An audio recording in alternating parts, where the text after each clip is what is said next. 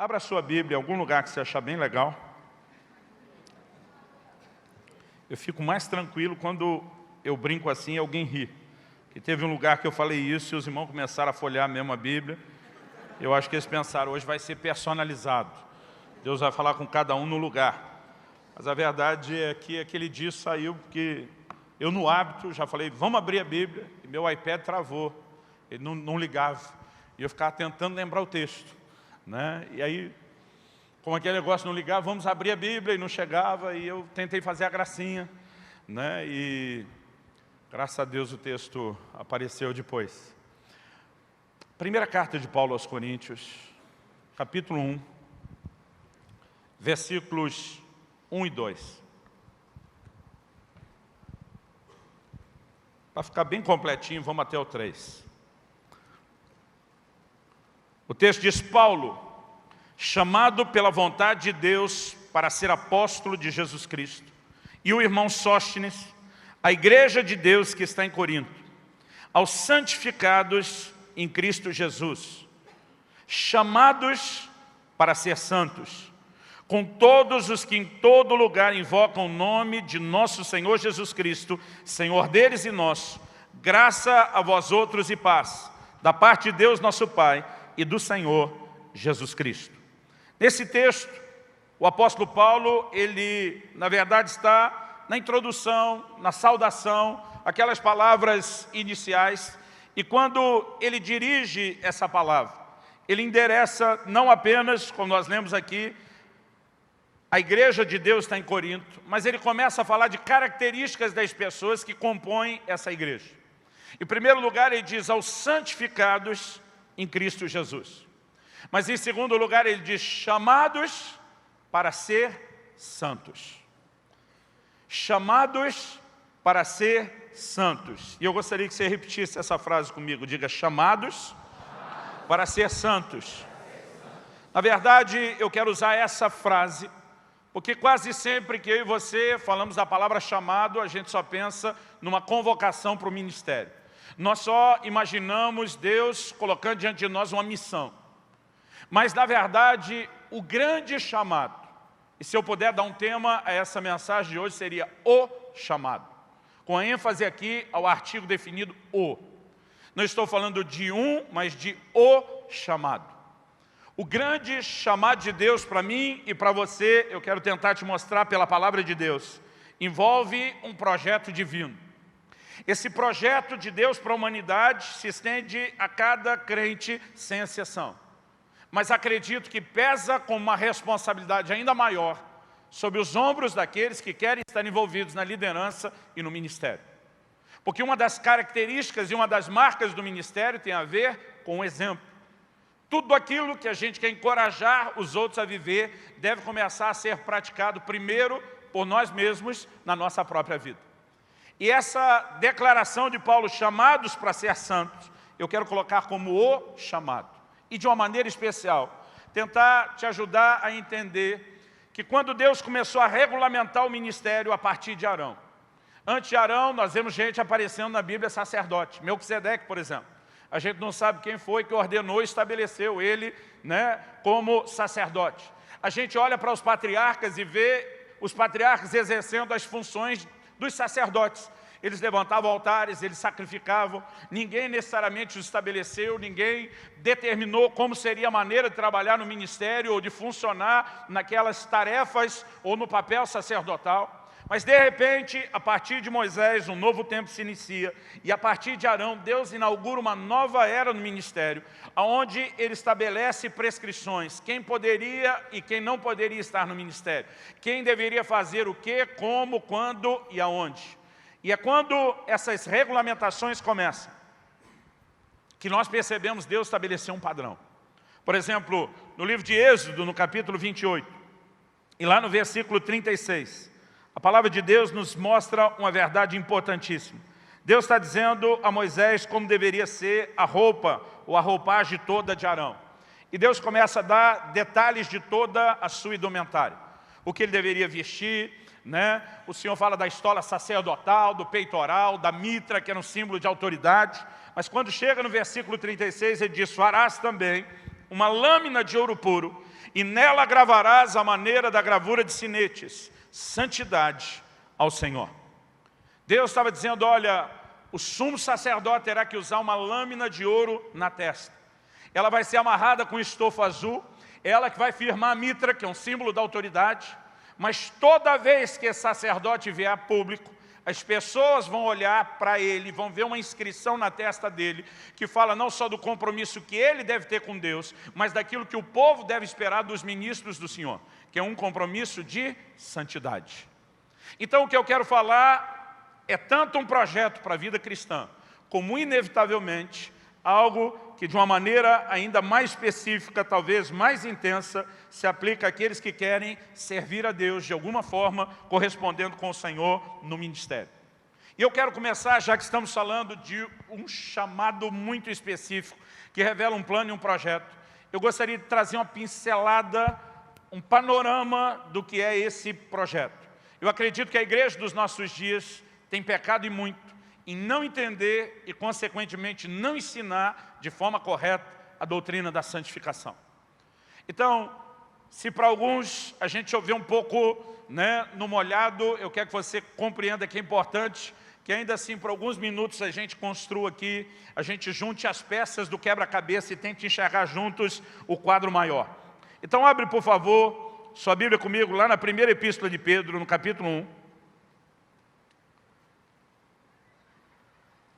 1 de Pedro, capítulo 1, nós vamos ler a partir do versículo 14 até o versículo 16. 1 de Pedro 1, do 14 ao 16.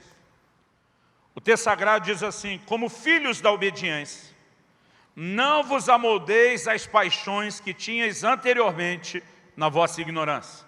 Pelo contrário, segundo é santo aquele que vos chamou, tornai-vos santos também vós mesmos em todo o vosso procedimento, porque escrito está, sede santos, porque eu sou santo. A ordem de Deus é muito clara, não vos amoldeis às paixões que tinhais anteriormente na vossa ignorância. O que a palavra de Deus está dizendo, que a conversão, mesmo com a experiência do novo nascimento, da regeneração, da mudança de natureza, do Espírito Santo vir habitar em nós, são todos recursos divinos para que a gente viva uma vida de santidade. Deus não está dizendo que esse processo é automático. Deus está dizendo que é necessário um posicionamento para que a gente não volte a ter um modelo, para que a gente não se amolde às paixões de antes, do período da nossa ignorância. Aqui o Senhor nos apresenta uma visão muito clara, Ele diz, pelo contrário, em vez de se amoldar ao estilo anterior de vida, nós temos um molde, nós temos um padrão. A Bíblia diz, segundo é santo aquele que vos chamou, sede também vós santos em todo o vosso procedimento. A Bíblia diz, porque escrito está, sede santos, porque eu, Senhor, sou santo. Quando a Bíblia fala sobre isso, ela não está apenas falando de um código de ética. Ela não está apenas falando de um código de conduta que você precisamos ter. A Bíblia fala de um modelo, de um padrão que Deus tem e espera que seja refletido na terra através de nós, de mim e de você. E o modelo e o padrão é Ele. O texto não diz sede santos como eu sou santo, como às vezes nós declaramos. Deus diz sede santos porque eu sou. Agora, ainda que a gente não vai expressar essa plenitude de santidade no nível absoluto como de Deus, nós não deveríamos pensar que não é possível reproduzir o modelo de santidade de Deus, porque Ele disse que é. E nós precisamos entender que isso não é apenas uma proposta de Deus. Esse é o maior chamado. O texto que nós lemos de Paulo, ele começa dizendo que ele foi chamado para ser apóstolo, e que nós somos chamados para ser santos. O maior chamado de Deus para mim e para você não envolve necessariamente o fazer. O fazer deveria ser uma consequência. O fazer deveria ser um efeito colateral. O maior chamado tem a ver com o ser. E é dentro desse trilho que eu quero começar me movendo nessa noite da abertura do evento. Porque eu e você precisamos entender esse plano e esse projeto de Deus. Ele é o padrão, Ele é o modelo. Quando Jesus, o Deus encarnado, quando Jesus se fez homem, andou e caminhou nessa terra, Ele não apenas foi gerado sem pecado, mas a Bíblia diz que Ele venceu cada tentação, que Ele nunca pecou, e ele se torna o modelo, ele se torna o padrão. Deus, através de Jesus, está dizendo, era isso que eu esperava desde o início, quando o primeiro homem que passou a reproduzir semelhante tivesse feito e acabou não fazendo, que foi Adão. Aliás, a primeira matriz, eu vou mostrar para você pela Bíblia, ela acabou sendo comprometida e toda a produção a partir dela também foi comprometida. A partir de Jesus, Deus estabelece um modelo claro e diz, isso é o que eu sempre quis ter na terra. E ele se torna um padrão a ser imitado, um padrão a ser não apenas copiado, mas reproduzido. E a palavra de Deus nos apresenta isso com muita clareza. Por exemplo, em 2 Coríntios, no capítulo 3, um capítulo da Bíblia que eu amo, que fala da nova aliança como ministério do Espírito. As pessoas têm me chamado muito nos últimos anos, né, para falar sobre o Espírito Santo. Um dia desse alguém falou para mim, pastor Luciano, parece que o senhor gosta de falar do Espírito Santo. Eu falei, gosto não, eu para isso nasci e vim ao mundo. Eu falei, isso é minha missão.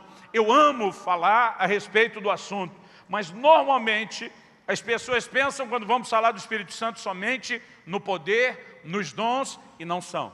E muitas vezes nós não entendemos o que é o cerne da obra do Espírito Santo em nós. E 2 Coríntios 3, depois de apresentar o ministério do Espírito, como Paulo chama, diz que ele, o Espírito, nos transforma de glória em glória na imagem do Senhor Jesus. Há uma transformação progressiva, ela não é instantânea, ela não é imediata na ocasião do novo nascimento, mas algo começou e vai se estender progressivamente de glória em glória, e o alvo que nós temos que alcançar é a imagem do Senhor Jesus. Um dia desse alguém me perguntou, o senhor acredita nesse negócio dos 5 ministérios? Que o ministério do apóstolo ainda é para hoje? Eu falei, por que eu não acreditaria? Não, porque alguns ensinam que o dom já não existe mais. Aí eu falei, a gente tem que deixar a própria Bíblia dizer que o que Deus deu, por quanto tempo dura. Eu falei, a minha Bíblia deu um prazo de validade para esses ministérios. Efésios 4:11 diz que ele estabeleceu apóstolos, profetas, evangelistas, pastores, mestres, com um propósito, para o aperfeiçoamento dos santos. E os santos também têm um propósito de ser aperfeiçoado para a obra do ministério. Aí o texto diz assim, até que todos cheguemos à unidade da fé e à estatura do varão perfeito, o Filho de Deus. Eu olhei para esse irmão e falei, nós já chegamos lá, à unidade da fé e à estatura do varão perfeito? Ele falou, não. Eu falei, então, até que o prazo de validade não acabou. Agora, está todo mundo discutindo se tem ou não tem o dom ministerial e ninguém para se importar qual é o propósito dos dons. O que eles deveriam produzir na igreja. O que Deus espera, querido, não é que esses ministérios saiam de cena. O que Deus espera é que eles cumpram o seu propósito. É que nós alcancemos o grande objetivo de Deus, que é nos tornarmos conforme a estatura do varão perfeito, Cristo Jesus.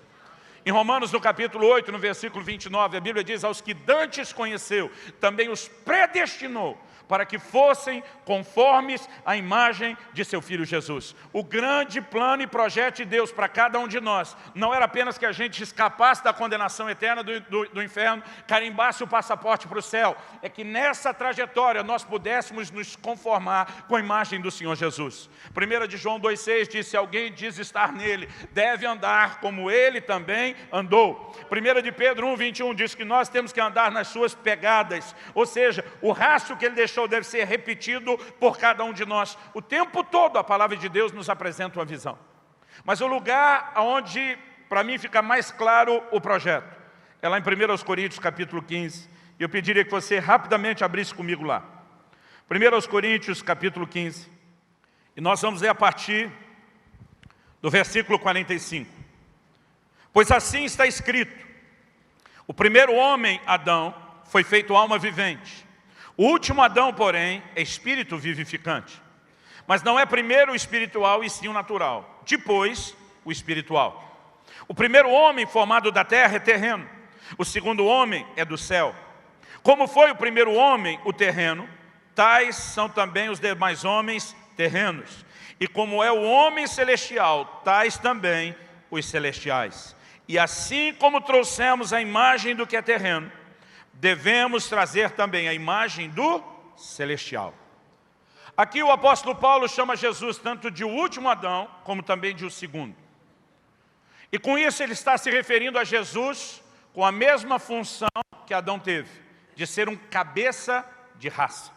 Quando Adão foi criado, Deus coloca para estar em vigor sobre ele aquilo que foi falado sobre o resto da criação. E cada um reproduza conforme a sua espécie.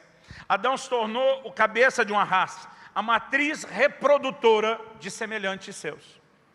E a Bíblia diz em Romanos 5,12 que por meio de um só homem, uma clara referência a Adão, entrou o pecado no mundo, através do pecado a morte, e a Bíblia diz, e a morte passou a todos os homens. Porque quando a matriz, a primeira, foi comprometida, toda a produção em série foi afetada pelo pecado. Agora, a Bíblia está dizendo que nós trazemos a imagem do que é terreno, porque essa herança nos foi comunicada, essa herança nos foi transmitida. Nenhum de nós precisou lutar para conseguir isso. Ela foi um legado. Agora, esse legado veio quando nós nascemos naturalmente. Quando Jesus tem uma conversa com Nicodemos e diz, importa nascer de novo. E Nicodemos tenta entender aquilo e diz, mas como um homem velho como eu vai voltar no ventre da mãe e nascer de novo? Jesus, não. O que nasce da carne é carne. Ele diz, seu primeiro nascimento definiu você como carne. E diz, o que nasce do Espírito, e esse seria o novo ou o próximo nascimento. Esse é Espírito. E Jesus estava apresentando a visão de algo, a única forma de deixarmos de ser parecidos com a primeira matriz, entrarmos num novo nascimento, que nos permite ser semelhantes à segunda matriz que Deus enviou para a terra. Jesus entra como filho unigênito, mas a Bíblia diz que ele veio para ser o primogênito entre muitos irmãos. Ele chega como um filho único, com uma clara intenção de reproduzir aquilo que ele veio trazer no sentido de um molde, de um modelo de Deus. A Bíblia diz, assim como trazemos a imagem daquele que é terreno, do Adão, nós precisamos trazer a imagem de Jesus, o último ou o segundo Adão, a imagem daquele que é espiritual. O plano e o projeto de Deus, para mim, querido, é muito claro. No entanto, o Evangelho nos nossos dias tem se tornado absurdamente antropocêntrico. Nós tentamos atrair as pessoas à igreja só para suprir as necessidades carnais e terrenas delas. E não estou dizendo que a gente não deveria tocar essa parte. Eu olho para o ministério de Jesus e vejo ele tocando as necessidades do povo. Porque muitas vezes era a forma de Deus poder demonstrar o seu amor e atraí-los. A gente costuma dizer que quem não vem pelo amor, vem pela dor. Mas eu não conheço um que veio pelo amor. Eu não tive nenhuma dor, me converti aos 3 anos de idade. Mas alguém falou para mim, se não aceitar Jesus, vai para o inferno. Pensei, não quero ir para o inferno, peguei Jesus. Vou dizer que amava ele no momento da decisão? Não. Eu comecei a amá-lo depois que eu fui conhecendo a ele. E esse Deus vai fazer de tudo para se revelar, para que a gente possa amá-lo. Eu não estou dizendo, querido, que necessidades das pessoas não deveriam ser tocadas. O problema é quando nós parecemos limitar o Evangelho a resolver problema terreno, em vez de apresentar o grande projeto de Deus, como não apenas levar as pessoas a escapar da condenação do inferno, mas serem transformadas conforme a imagem de Jesus. Nós estamos esse ano, está um barulho todo, 500 anos de reforma. Irmão, eu sou grato por tudo que foi reformado, mas tem muita coisa para ser reformada. E nós precisamos mudar o tom da pregação do Evangelho. Nós precisamos levar uma igreja a crescer até que alcance a estatura do varão perfeito, Cristo Jesus. Nós precisamos levar o povo a entender essa dimensão de chamado. Agora, eu acredito que um dos empecilhos a isso é que não entendemos a abrangência da obra de santificação. A santificação, ela é abrangente no sentido das partes do ser humano. E a palavra de Deus diz lá em 1 Tessalonicenses 5:23. O texto, para mim, fala de uma maneira muito clara, não só das 3 partes distintas do homem, espírito, alma e corpo, mas naquele apelo à santificação. Paulo, escrevendo aos Coríntios, ele fala de uma santificação completa. Ele fala sobre santificar o ser inteiro, integral. E diz, e o Deus da paz vos santifique em tudo, diz uma versão. Uma outra diz, vos santifique completamente. Uma outra diz, ele santifique o vosso ser inteiro. Eu acredito que isso nos está apresentando uma visão de santificação integral. Daí ele diz assim, e o vosso espírito e alma e corpo sejam conservados íntegros e irrepreensíveis na vinda de nosso Senhor Jesus. Além dessas 3 dimensões, que muitas vezes não entendemos como a obra de Deus alcança cada parte do homem, nós também muitas vezes não temos conseguido entender as etapas do plano e do projeto de Deus de santificação. O texto inicial que nós lemos começa dizendo o seguinte, aos santificados em Cristo Jesus. A conjugação está no passado, no pretérito. Já aconteceu. Quantos aqui podem testemunhar que foram santificados? Paulo escreve em 1 Coríntios 6, de 9 a 11, e ele fala do que alguns de nós fomos. Ele fala das práticas de pecados onde vivemos. Ele diz, tais fostes alguns de vós. Ele diz, mas fostes lavados, mas fostes justificados, mas fostes santificados em o nome do Senhor Jesus e no Espírito do vosso Deus. Fostes santificados. Já aconteceu. E Paulo está dizendo, aos santificados. Agora, essa turma que ele diz que já foi, ele diz, chamados para ser santos. Ele não está apenas dizendo chamados para preservar o que já receberam. Mas ele está falando, querido, de um processo agora de crescimento. Quando a Bíblia diz que nós somos transformados de glória em glória na imagem do Senhor Jesus, significa que ninguém começou vivendo a plenitude do que é Cristo. Quando Paulo diz aos Gálatas, meus filhinhos, Gálatas 4,19, porque de novo sinto dores de parto até que Cristo seja formado em vós. Ele fala de uma formação da pessoa de Jesus em nós. Ele não está dizendo que Jesus entra no nosso coração quando a gente converte, como fosse um menino que nasceu em Belém. E agora, aos poucos, ele vai... Não é esse crescimento. Quando fala de Cristo ser formado, é o caráter de Cristo. É a reprodução da imagem dele, porque isso não é instantâneo. Eu nunca vi um crente converter e instantaneamente se conformar à imagem de Jesus. Isso é um processo. Agora, alguns não entendem o que já aconteceu. E porque não entende, vive debaixo de culpa, de condenação, preso ao seu passado. Irmãos, nós precisamos entender o que é essa santificação inicial. A Bíblia diz ainda que os vossos pecados sejam como escarlate, Isaías 1,18. Ou como carmesim. Deus diz, eu os tornarei brancos como a neve, brancos como a pura lã. Quando se fala do carmesim e da escarlate, irmão, pensa nas coisas que mais tingiam e sujavam o tecido e era difícil de limpar na época. Hoje, para tentar pensar em algo equivalente, eu fico tentando imaginar o que é derrubar um açaí purinho, daquele lá do Pará, numa camiseta branca. E isso que hoje nós temos todo tipo de detergente, sabão, uma tecnologia de reagentes químicos que eles não tinham na época. Agora Deus está dizendo, ainda que seja como isso, tingiu, manchou, encardiu, Ele está dizendo, não tem nada que eu não possa limpar na sua vida. E muita gente, porque não entende nessa obra do início, vive preso num lugar de culpa. Agora, tem gente tentando tirar as pessoas de um extremo, que é esse lugar de culpa, de não entender a santificação, e estão tentando vender uma imagem de que tudo já aconteceu. Irmão, uma coisa é aquilo que Deus determinou no plano espiritual. A outra é a apropriação disso na nossa vida. Por exemplo, a Bíblia diz que Jesus é o cordeiro morto antes da fundação do mundo. Irmão, esse assunto de redenção está liquidado antes do homem existir. O homem nem tinha sido criado, ainda não tinha nem pecado, Deus já planejou tudo. No plano espiritual está tudo pronto. Agora, significa que todo homem está salvo? Não. Deus proveu para todo mundo. Cada um vai ter que se posicionar e se apropriar daquilo para si. Nós não podemos confundir esse algo feito do lado de lá, como se instantaneamente já tivesse materializado do lado de cá. Agora, alguns começam a falar da santificação inicial, dizendo, não, tudo que tinha que acontecer, já aconteceu nesse dia. Não é o que minha Bíblia diz. Ela diz que nós vamos ser transformados de glória em glória. É progressivo. Tem mais glória para frente do que o que experimentamos até agora. Então, quando Paulo diz, santificados em Cristo, algo poderoso aconteceu, mas chamado para ser. Há um desenvolvimento de santidade daqui para frente. Dá uma olhadinha comigo em Romanos, no capítulo 6, e no versículo 22. O apóstolo Paulo fala algo muito importante aqui. Ele diz assim, agora, porém, libertados do pecado, passado, já aconteceu. Transformados em servos de Deus, passado, já aconteceu. E diz, tendes o vosso fruto para a santificação. Santificação agora é um processo. E diz, e por fim, a vida eterna. Há pelo menos 3 etapas distintas da obra de santificação. Uma é a santificação inicial. A outra é a santificação progressiva. Nós não podemos menosprezar o que aconteceu na santificação inicial. Mas nós precisamos entender que existe algo mais do que essa experiência inicial. A prova disso está na própria palavra de Deus. Dá uma olhadinha comigo no livro de Hebreus, no capítulo 10. Hebreus, capítulo 10, dos versículos 10 a 14. A Bíblia diz assim, nessa vontade, está falando da vontade de Deus, é que temos sido santificados, mediante a oferta do corpo de Jesus Cristo, uma vez por todas.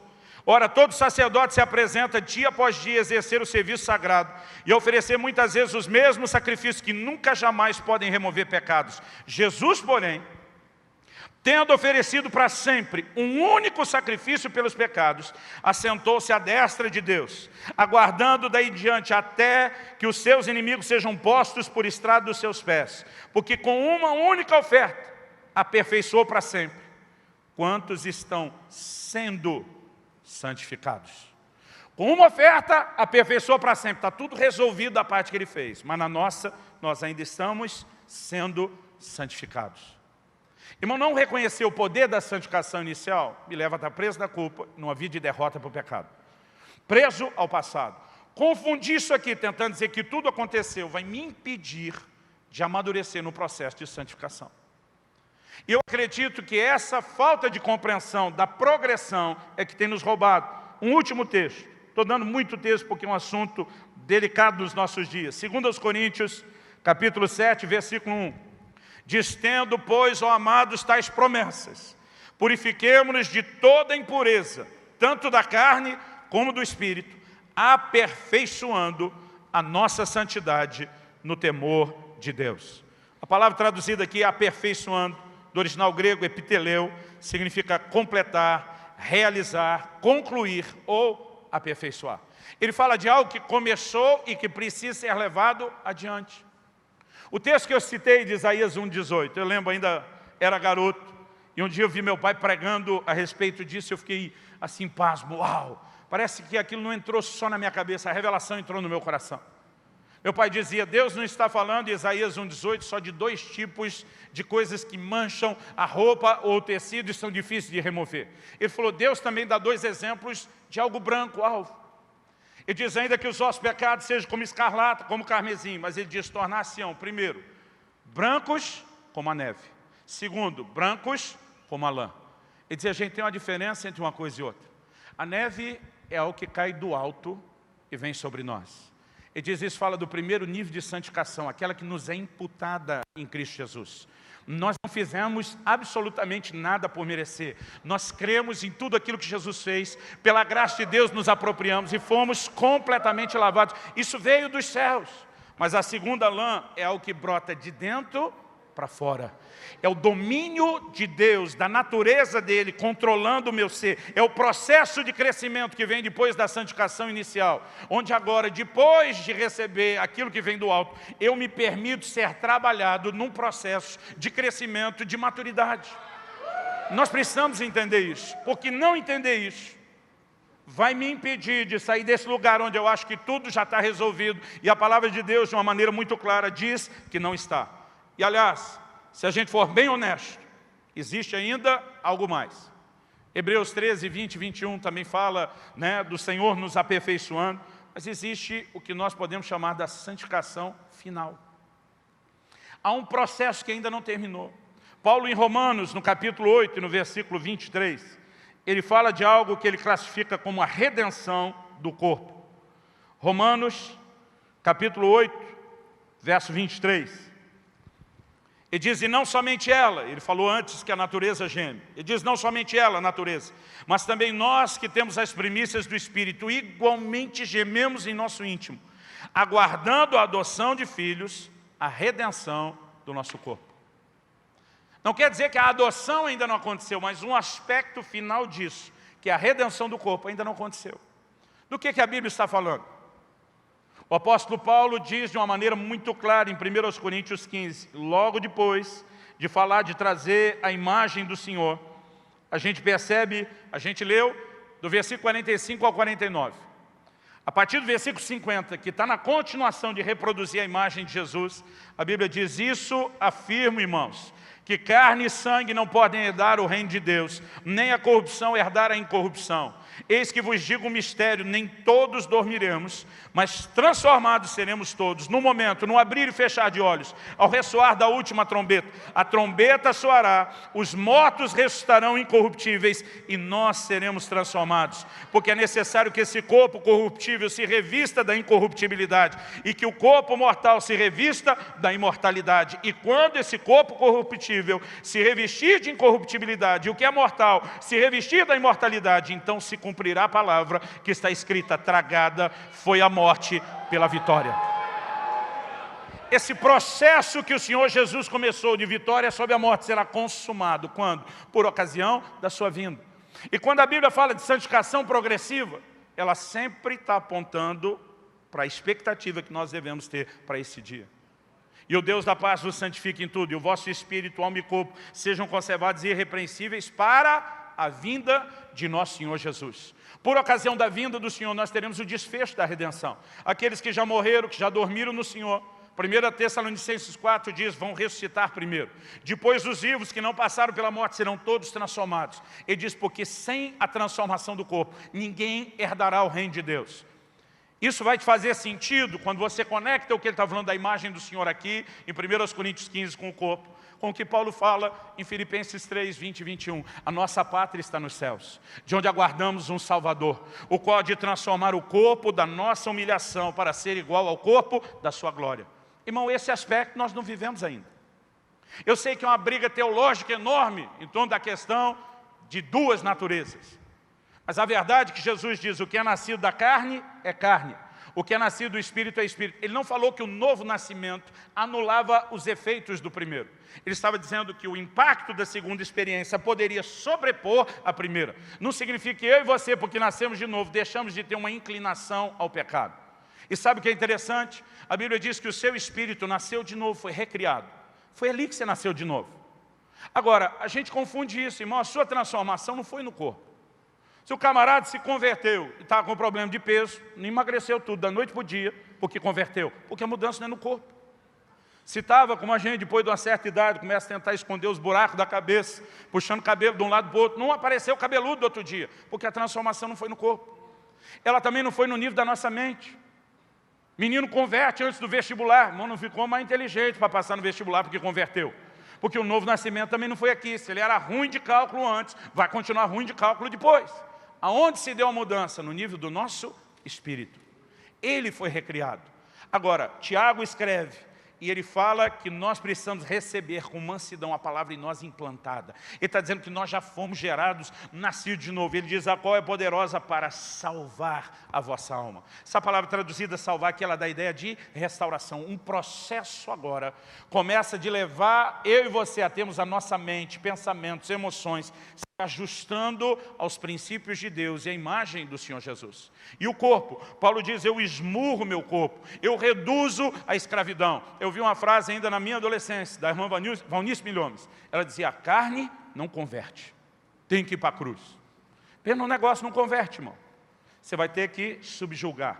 O seu espírito nasce de novo, sua alma precisa de restauração, seu corpo tem que ser subjugado até o dia que seja plenamente transformado. Se a gente não entender nessas etapas, nem esses processos, nós vamos bagunçar as coisas no meio da santificação. Eu não vou olhar para trás, para absolutamente nada da minha vida antes de Cristo, e achar que isso me atrapalha de entrar na presença de Deus. Porque a Bíblia diz que pelo sangue de Jesus nós temos ousadia para entrar lá. Então, irmão, não tem passado, isso tudo foi zerado. Agora, não significa que a perfeição foi alcançada. E não significa que porque eu nasci de novo, que não exista luta alguma contra o pecado. Eu tenho ouvido gente dizer isso hoje em dia. Se você nasceu de novo, não tem que lutar contra o pecado. E digo, como não? A Bíblia diz lá no livro de Hebreus, na vossa luta contra o pecado, ainda não resististe até o sangue. Quem foi que disse que não tem luta? Porque a sua carne não viveu essa transformação. E a gente faz uma bagunça do novo nascimento no nível do Espírito, como se algo tivesse acontecido no nível da carne. Nós temos que subjugar a carne. Nós temos que sujeitar a nossa alma, a nossa mente, a um processo de renovação da palavra, de governo do Espírito Santo em nós. Agora, o plano e o projeto de Deus é que a gente viva a vida de santidade. E me perdoe dar essa volta toda. Mas é só depois de tentar fechar aqui o panorama do projeto de santidade que eu quero pregar o que eu realmente vim pregar. Será uma plataforma, um fundamento. Eu vou correr agora. Paulo diz que nós somos chamados para ser. E muitas vezes eu percebo, irmão, estou no ministério há muito tempo. Apesar de não ser tão velho assim, eu comecei novo. Então estou nisso há muito tempo. Eu já vi muita água passar debaixo da ponte. Eu estou observando esse negócio há muito tempo. Como é fácil as pessoas acreditarem que o chamado delas é para fazer, e elas acabam esquecendo o ser. É lógico que nós também fomos chamados para fazer, não estou falando contra isso. Não, o pastor pregou que santidade é vagabundagem espiritual, ninguém faz mais. Não, não é isso que eu estou dizendo. A ênfase principal, o maior chamado, o chamado de Deus para mim e para você, é ser e não só fazer. Aliás, até do apostolado, Paulo diz chamado para ser apóstolo e não para fazer o apostolado acontecer. Chamado para ser santo. E eu olho para muitos e vejo como a questão do ser versus fazer tem se tornado uma epidemia, um problema terrível. Vamos falar no contexto da nossa nação, embora isso não se limite a nós. Às vezes o nosso consolo é que não é só a gente que está ruim, tem mais gente ruim. O apóstolo Pedro diz, irmãos, sabeis que sofrimentos semelhantes aos vossos estão sendo experimentados pela irmandade do mundo inteiro. O cara pensa, graças a Deus, não é só comigo. Jesus disse, naquele dia muitos me dirão. Ele não diz alguns, nem poucos, ele diz muitos me dirão. Senhor, em teu nome nós profetizamos. Mateus 7, 23. Expulsamos demônios, de 21 a 23. Curamos os enfermos. Jesus disse, vai olhar para esses caras e dizer, ei, eu não vos conheço. Apartai-vos de mim, vocês que praticam a iniquidade. Ele não disse, não foi no meu nome que vocês fizeram, não. Ele não vai questionar coisa nenhuma que vocês fizeram, conversa é essa. Irmão, que está em pauta, não é nem se fizeram e nem se foi no nome dele. Ele está dizendo que vocês podem ter tido uma baita de uma produtividade, uma alta performance ministerial, mas se vocês praticam a iniquidade e nunca manifestaram a minha natureza na terra, vocês não me representam. O ministro, antes de fazer, antes de produzir, ele deve representar a natureza de Deus. Ele deve ser comprometido com a santidade. É por isso que Arão, o primeiro ministério regulamentado, já tinha que vir a público com a lâmina de ouro. Santidade ao Senhor. O que Deus mais espera dos seus ministros, querido, é esse posicionamento de compromisso com Deus. A gente tem vivido uma verdadeira revolução de voltar a igreja nas casas, a liderança leiga, e a maioria das igrejas trabalha com um grupo pequeno, dê o nome que for, lá na nossa nós chamamos de céu. Todo mundo fala do conselho de Jetro, Êxodo 18. Jetro chega para Moisés e diz, você não pode pastorear uma grande multidão sozinho. E de fato, irmão, se como igreja, nós queremos cuidar bem de muita gente, não existe pastor, não existe líder que dê conta de fazer isso sozinho. Aí Jetro vai lá e diz para Moisés, levanta líderes, chefes de 10, de 50, né, de 1000. Mas o que normalmente eu não vejo a gente falar, nem no contexto de quem trabalha com os grupos pequenos, não vejo se falar muito sobre isso, é as qualidades que Jetro diz que esses líderes tinham que ter. Homens que aborreçam a avareza. Ele começa dizendo, tem que ser gente de integridade, homens de verdade. Irmão, o primeiro requisito antes de terceirizar o ministério, vamos dizer assim, separe gente séria. Agora, isso não está lá só no Velho Testamento. Quando você chega no Novo Testamento, nós temos uma réplica do lado de cá dessa versão lá, que é quando os apóstolos começam a levantar os diáconos. Eles dizem, nós não podemos abandonar a palavra de Deus para servir as mesas. Nós vamos levantar gente que nos ajude à medida que o trabalho da igreja cresce e nós vamos perseverar na palavra e na oração. Agora, irmão, para entregar cesta básica na casa da viúva, que hoje a gente diria, não precisa nem ser crente, só precisa ter um carro e uma carteira de motorista. Eles dizem, tem que ser homens cheios do Espírito Santo. E aí você começa a ver a lista de características. Não importa o tipo de função que se exercia, tinha que ter compromisso com Deus, tinha que ter bom testemunho dos que são de fora, tinha que ter exemplo, tinha que ter caráter. Quando Paulo escreve a Timóteo, ele começa dizendo, olha, se alguém almeja o episcopado, se quer ser líder, ele diz, excelente coisa almeja. Ele diz, convém, porém, que o bispo seja, 2 pontinhos. E aí vem uma lista de qualificações, começando de irrepreensível. E aí quando ele fala do bispo e do diácono, lá em 1 Timóteo 3, se você juntar as características dos dois, cortar aquelas que repetem, você tem 16 características explícitas. Uma 17ª a gente pode discutir, implicitar ou não está, vai depender a linha teológica de cada um.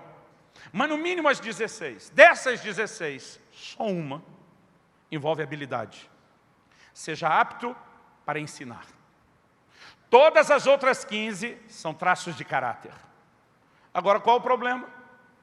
Nós temos um processo de produção de liderança, que é mais ou menos o seguinte, você tem um chamado, vai para o seminário, fica 4 anos enfornado, aprendendo teologia, todo o conhecimento que você puder, e depois volta para ensinar e falar as coisas bonitas que a gente quer ouvir. Irmão, não estou falando contra alguém capacitado para ensinar. Meu ministério é ensino. Não estou falando contra. Estou dizendo que essa é uma de 16 características. As outras 15 são traços de caráter. Agora, a maioria dos amigos que eu conheço, que passaram 4, 5 anos no seminário, diz, eu tive aula de hebraico, eu tive aula de grego, aula de filosofia, antropologia, mas eu nunca tive uma aula de caráter. Porque nós focamos toda a nossa formação em cima de uma habilidade. E deixamos de tratar como importante aquelas outras características que deveriam ser reproduzidas. São traços de caráter. Irmão, o plano e o projeto de Deus não mudou. O que Deus está atrás não é só de gente habilidosa e cheia de performance. Aliás, de vez em quando, Deus vai olhar para alguns de alta performance e dizer, eu estou a ponto de descartar você. Não é o que a gente vê lá em Apocalipse, no capítulo 2? Carta ao anjo da igreja de Éfeso. O Senhor diz, conheço as tuas obras, o teu labor, a tua perseverança. Irmão, pensa numa igreja de alta performance. Até eu queria pastorear aquele povo. E ele não fala só da performance, o labor. Irmão, conhecer a obra é uma coisa, labor, os caras estão suando. E perseverança é, nós já estamos sem força, mantendo o gás da determinação do lado de dentro. Deus diz mais, Ele diz, suportastes provas por causa do meu nome e não desfaleceste. A igreja, além de alta performance, tem resiliência. Ele ainda diz que tinha controle de qualidade. Puseste à prova os que dizem apóstolos e não são, e os achaste mentirosos. Mas ele diz, tenho porém contra ti, que abandonaste o teu primeiro amor. Todo dia um irmão falou para mim, pastor, ora por mim. Falei, pelo quê? Falei, estou em crise. Falei, qual a sua crise? Perdi o primeiro amor. Falei, não, então você não está em crise, você está em pecado. Porque para o camarada perder o primeiro amor, Deus diz, lembra de onde caíste, ele chamou de queda. E diz, arrepende. Irmão, se o maior mandamento é amá-lo de todo o coração, alma, entendimento e força, não amá-lo com tudo que deveria, é quebrar o mais importante dos mandamentos. Isso não é a crise, isso é pecado. E aí Deus olha para esse camarada e diz, você pode ter a performance que for. Se você está tropeçando no primeiro mandamento, de duas uma, ou você arrepende e volta à prática das primeiras obras, porque graças a Deus tem conserto para quem tropeça. E diz, ou eu vou tirar o seu candeeiro, a sua igreja. Apocalipse 1 diz que João vê 7 candeeiros e 7 estrelas. O anjo explica, os 7 candeeiros são as 7 igrejas da Ásia. As 7 estrelas são os anjos, os mensageiros das igrejas. Agora Deus está falando com um dos anjos. Eu tiro o candeeiro que eu te confiei. Sabe o que ele está dizendo? Você pode ter performance, você pode ter resiliência, você pode ter controle de qualidade. Mas se o seu coração se afastou de mim, eu não quero ter você à frente da minha igreja. E essas coisas precisam voltar a ser ditas, querido. Essas coisas precisam voltar a ser faladas. Em 1 Coríntios, no capítulo 9, no versículo 27, talvez é onde Paulo mais nos mostra que o ministério é baseado no exemplo. O apóstolo Paulo diz, eu esmurro o meu corpo e o reduzo à escravidão, para que depois de ter pregado eu não venha a ser desqualificado. Essa palavra desqualificado no original, ela significa ser reprovado. Agora, irmão, vamos pensar. O cara já está no ministério, está falando hipoteticamente dele mesmo. Se hipoteticamente Paulo cometesse uma barbaridade, resolvesse roubar dinheiro da igreja ou de um irmão, caísse num pecado de imoralidade, ou qualquer outra coisa bem doida que você puder imaginar, Paulo está dizendo que se ele não subjugar a sua carne, ele ficaria desqualificado. O que é essa desqualificação ministerial? Todo o conhecimento de Bíblia que Paulo tinha, seria perdido porque ele pecou? Não. Ele continua sabendo isso tudo. Se ele subir no púlpito, ele tem conhecimento para transmitir? Tem. Toda a experiência ministerial de implantação de igreja, de cuidar de todo mundo, ia desaparecer porque ele pecou? Não. Ele continua sendo um ótimo conselheiro, uma excelente referência. Todo o impacto da experiência que ele teve quando foi arrebatado ao terceiro céu, sumiu porque ele pecou? Não. Porque quando a Bíblia fala de alguém desqualificado, nunca está falando que ele perdeu a habilidade. Está falando de alguém que perdeu a autoridade. É algo completamente diferente. Porque a força de um ministério se baseia no seu exemplo. E nós precisamos entender isso, querido, não para colocar peso sobre ninguém. Outro dia alguém falou, está tentando botar peso nos outros. Eu falei, ei, o senhor da igreja, falando com o anjo das igrejas de que ele é dono, foi que disse que as coisas funcionam desse jeito. Então, se achar pesado, não reclama comigo, reclama com ele. O que nós precisamos entender, querido, é que nós temos todos os recursos para viver de forma santa. E quando ele ainda repreende um cara desse que perdeu o primeiro amor, ele está dizendo, lembra de onde caiu, volta. Sabe o que ele está dizendo? Eu quero restaurar você, eu não quero que a coisa fique bagunçada. Agora, o que eu não consigo entender é que alguém decidiu o que é ser leve e o que é ser pesado. E ele acha que ele, não o senhor da igreja, é que dá o tom de como as coisas deveriam ser. Há um grito do coração de Deus para que um exército de gente comprometida com Ele se levante. Por favor, diga amém. E tendo colocado esse entendimento, o apóstolo Paulo dizia, sede meus imitadores como eu sou de Cristo. Ele ainda está lutando e precisando esmurrar, subjugar o seu corpo, sim. Mas ele está dizendo, me imitem, eu vou ser referência para vocês. Eu já muitas vezes falei para os meus pastores, para a minha equipe, para os meus discípulos, até quando eu errar, eu espero poder ser para vocês um exemplo de como consertar as coisas. Mesmo não sendo perfeito, eu quero que vocês olhem para mim.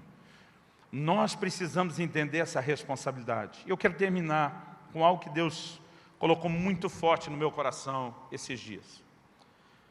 Quando a gente fala de chamado, em vez de entender esse projeto de Deus, a gente ouve o termo chamado, na cabeça do crente vem ministério.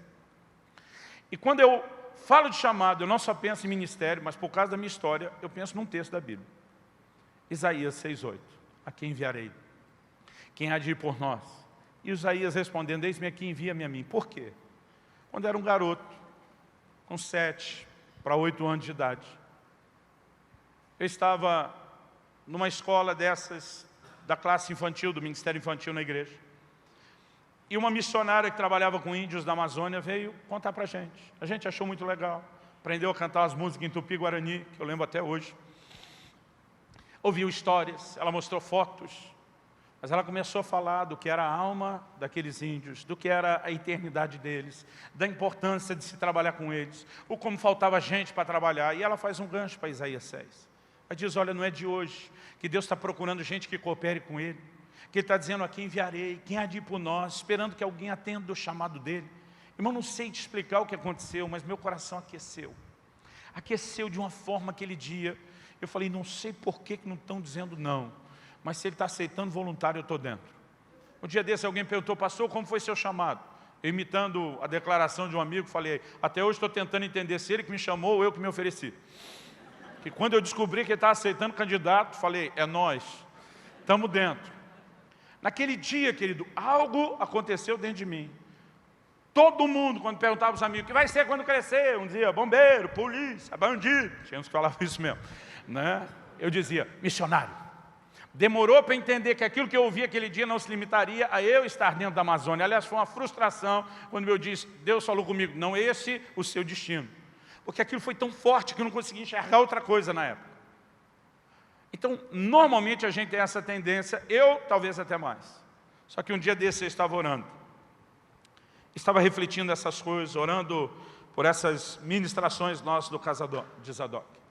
E eu ouvi o Espírito Santo falar comigo, antes de dizer, eis-me aqui, envia-me a mim. E eu senti aquela reticência, deixando o assunto no ar. Antes de dizer, eis-me aqui, envia-me a mim. Eu corri lá para Isaías 6, falei, o que aconteceu antes? Em primeiro lugar, a Bíblia diz que a visão que Isaías tem é da santidade de Deus. Os serafins à volta do trono proclamando santo, santo, santo é o Senhor dos exércitos. A segunda coisa é o impacto que a revelação e o entendimento da santidade de Deus tem em Isaías. A ponto desse cara que está batendo sem dó nem piedade contra o pecado. Irmão, Isaías começa no capítulo 1 e o cara chega assim, sem piedade nenhuma. Falando na linguagem de hoje em dia, do padrão de luta hoje em dia, ele chega dando cotovelada, joelhada, ele bate com força. Ele diz, o boi conhece seu dono, o jumento seu possuidor, mas Israel não me conhece. Irmão, e daí vai. Só que quando ele tem aquela visão, depois de bater no povo, chamar de pecador, ele tem a visão. Qual é a reação de Isaías? Ai de mim que vou perecendo. E aí o que ele diz? Eu sou um homem de lábios impuros e habito no meio de um povo de impuros lábios. Sabe o que ele está dizendo? Eu sou farinha do mesmo saco. Essa turma que eu bati, eu estou vendo que eu estou nivelado. Eu estou igual a todo mundo. E é nesse momento de crise, do contraste da santidade de Deus que ele enxerga, de áreas que não foram mudadas na sua vida, que um anjo de Deus pega uma brasa no altar e vem e toca a boca do profeta. De vez em quando alguém me faz a mesma pergunta: pastor, qual o mistério do toque na boca? E minha resposta sempre é a mesma, eu digo, não tem mistério. É a oração que ele fez. Sou um homem de lábios impuros. Talvez se ele tivesse dito, sou um homem de olhos impuros, teriam vindo 2 brasas nos olhos. Ou como diz no interior de São Paulo, onde me criei, nos olhos. Um dia a gente estava falando desse assunto num culto nosso de família, um dos meus filhos soltou: pai, tem uns que estão precisando de um banho inteiro de brasa. O negócio está feio. Mas a verdade é que naquela área onde eu e você reconhecemos aquilo que ele está tentando mostrar, nós atraímos. Irmão, deixa eu te dizer, Deus não quer só nos levar a uma revelação da santidade dEle. Ele não quer só mostrar o que precisa mudar na minha e na sua vida, com uma forte convicção. Ele quer nos levar a entender que há uma provisão de santificação e transformação para as nossas vidas. Por favor, diga amém. Então fala para alguém ao seu lado, fala: Deus tem brasa do altar para tocar a sua vida também.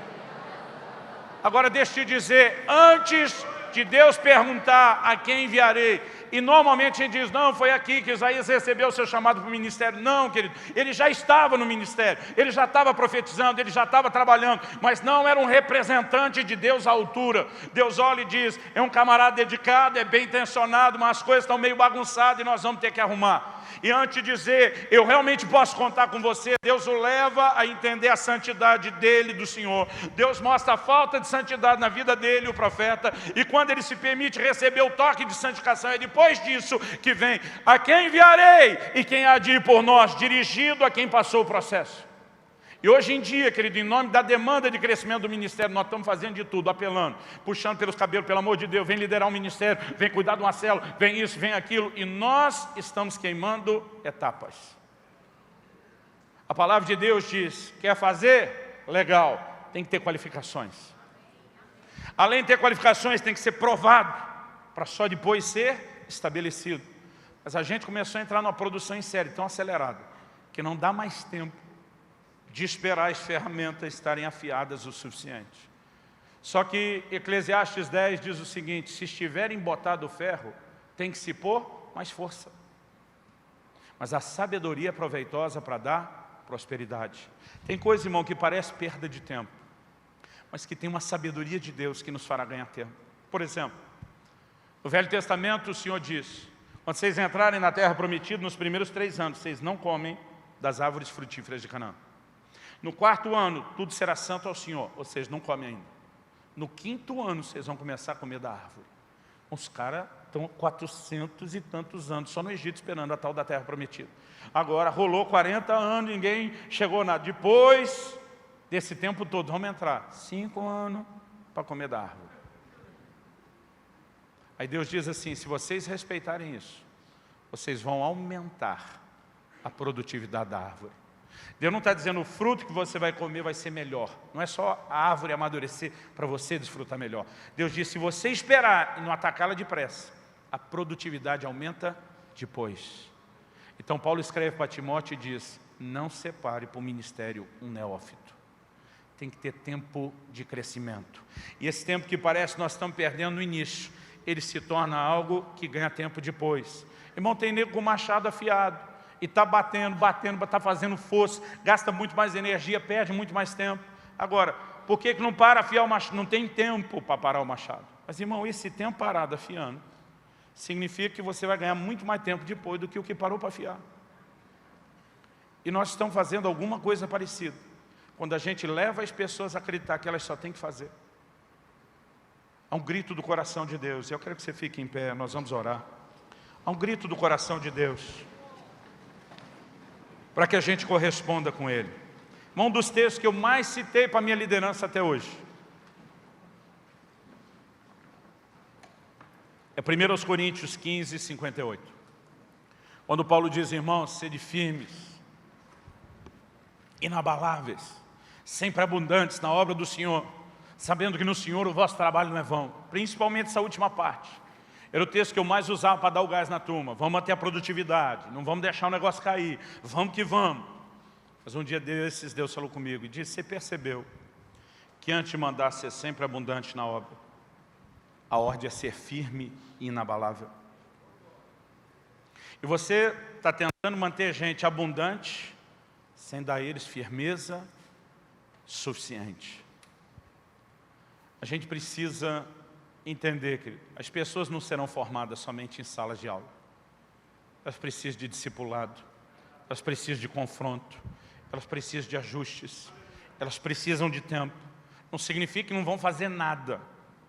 Eu acredito que há coisas que nós vamos dosando. O crente pode falar de Jesus a partir de que momento? A mulher samaritana, encontrou Cristo e já saiu puxando a cidade. Quando ele fala de não ser neófito, ele já está falando de um outro nível de autoridade dentro da casa de Deus bem maior. Eu não estou dizendo que ninguém faz nada.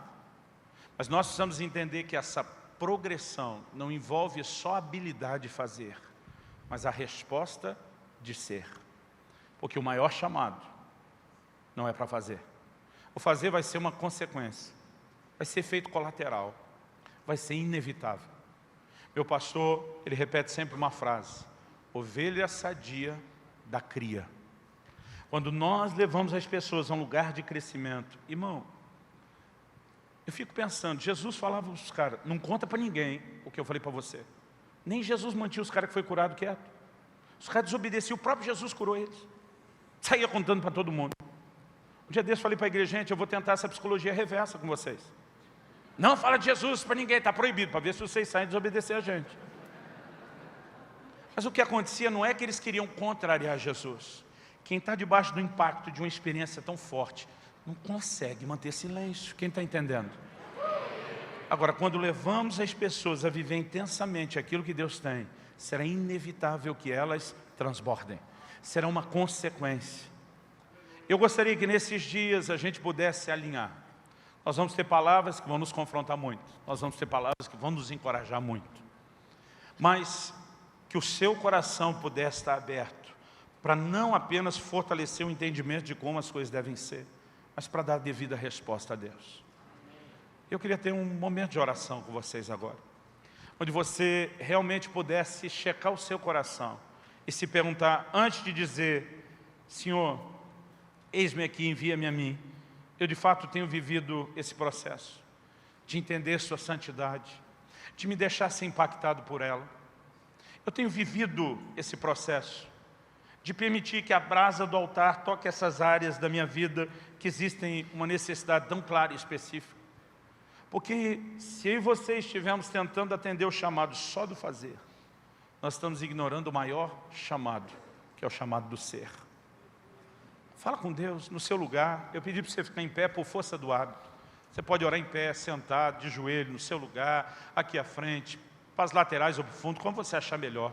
Mas eu gostaria que por alguns instantes você colocasse seu coração diante de Deus. Você pudesse, de fato, não só checar como está o seu coração, mas você pudesse colocar diante do Senhor, dizendo, Deus, eu quero tomar uma atitude, eu quero tomar uma postura, de entrar nesse lugar, eu preciso conhecer a Tua santidade, eu preciso dessa revelação que Isaías teve, eu preciso do impacto que essa revelação teve na vida de Isaías, eu quero enxergar a Sua santidade, eu quero enxergar as áreas da minha vida que ainda precisam de mudança, eu quero me deixar ser trabalhado pelo Senhor. Fala com Deus. Espírito Santo, vem sobre nós. Se o Senhor não vivificar essa palavra, vai ter sido só uma aula, uma palestra qualquer. E nós clamamos por mais do que informação. Nós oramos que a Tua palavra nos atinja, alcance o nosso coração de forma certeira, impactante. Nós oramos que ela cumpra o propósito pelo qual foi enviada. Nós oramos que o Senhor possa encontrar em cada um de nós o devido nível de resposta a Ti. Ah, Senhor, em nome de Jesus nós oramos. Eu oro por cada um dos meus irmãos e irmãs nesse lugar, aqueles que serão alcançados depois por essa palavra gravada. Senhor, eu clamo em nome de Jesus que nessa hora o Espírito de Deus possa fazer algo diferente. Que esses dias sejam dias de perceber a Tua santidade como nunca antes. Que esses dias sejam dias de perceber o que precisa ser mudado em nós como nunca antes. E que esses dias também sejam dias de um batismo de fogo, onde a brasa do altar, onde a provisão de santificação do Senhor toca as nossas vidas. Nós oramos em nome de Jesus, não só aqui, não só agora, não só nesse momento. Pai, ao longo de todo esse evento, em todo esse fim de semana, nós oramos que o Espírito de santidade, como é chamado o Teu Espírito nas Escrituras, se mova nesse lugar. Nós oramos por uma experiência santificadora mais profunda. Nós oramos por um batismo de fogo. Em nome de Jesus. Em nome de Jesus. E para a glória de Deus. Fala com Deus, querido. Põe sua vida diante dele. Renova seu compromisso. Seu compromisso de santidade com Deus. De entender a importância de ir além da santificação inicial. De trabalhar ou se deixar ser trabalhado nessa santificação progressiva. Até que venha a santificação final. De entender o nível de resposta que cada um de nós deve a Deus. Que não é só trabalho. É antes de mais nada exemplo. O chamado, o maior chamado, é o chamado para ser santo. Nenhum outro chamado, nenhuma outra tarefa, nada, absolutamente nada, vai substituir isso.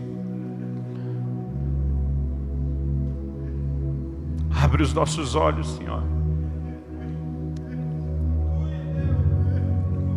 Abre os nossos olhos.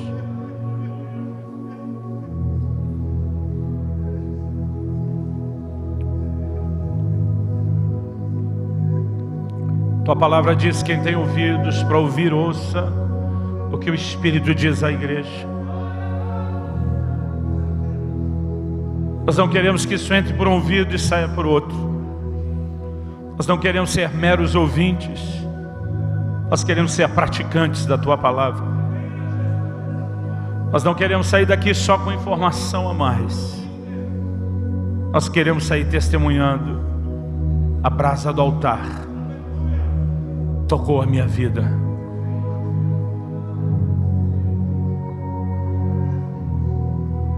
Em nome de Jesus. Em nome de Jesus.